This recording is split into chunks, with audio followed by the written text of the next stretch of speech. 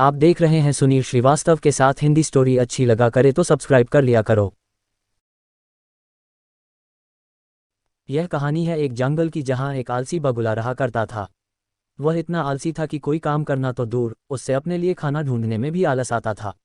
अपने इस आलस के कारण बगुले को कई बार पूरा पूरा दिन भूखा रहना पड़ता था। नदी के किनारे अपनी एक टांग पर खड़े खड़े दिन भर बगुला बिना मेहनत किए खाना पाने की युक्तियां सोचा करता था। Video player is loading. Play unmute loaded 5.20%।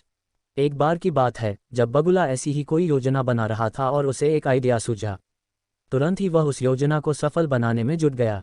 वह नदी के किनारे एक कोने में जाकर खड़ा हो गया और मोटे मोटे आंसू टपकाने लगा।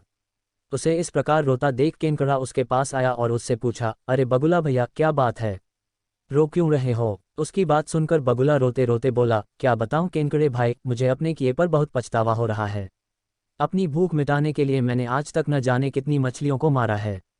मैं कितना स्वार्थी था, लेकिन आज मुझे इस बात का एहसास हो गया है और मैंने यह वचन लिया है कि अब मैं एक भी मछली का शिकार नहीं करूंगा।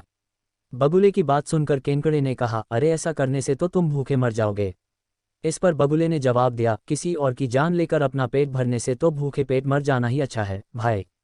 वैसे भी मुझे कल त्रिकालीन बाबा मिले थे और उन्होंने मुझसे कहा कि कुछ ही समय में 12 साल के लिए सूखा पड़ने वाला है, जिस कारण सब मर जाएंगे। केनकड़े ने जाकर यह बात तालाब के सभी जीवों को बता दी।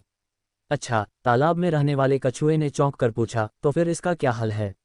इस पर बगुले भगत ने कहा, यहाँ से कुछ कोस दूर एक तालाब है। हम सभी उस तालाब में जाकर रह सकते हैं। वहाँ का पानी कभी नहीं सूखता। मैं एक एक को अपनी पीठ पर बैठाकर वहाँ छोड़कर आ सकता हूँ।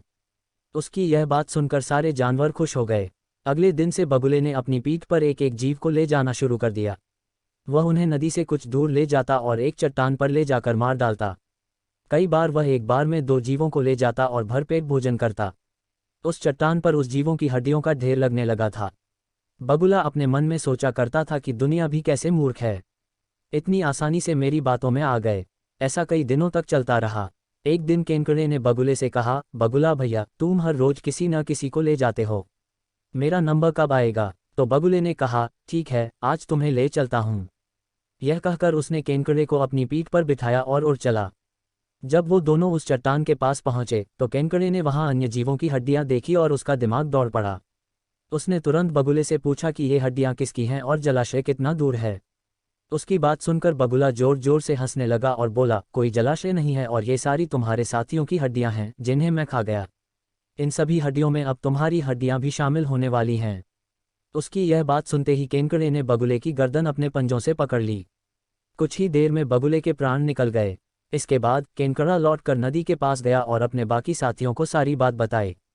उन सभी ने केनकड़े को धन्यवाद दिया और उसकी जय जयकार की।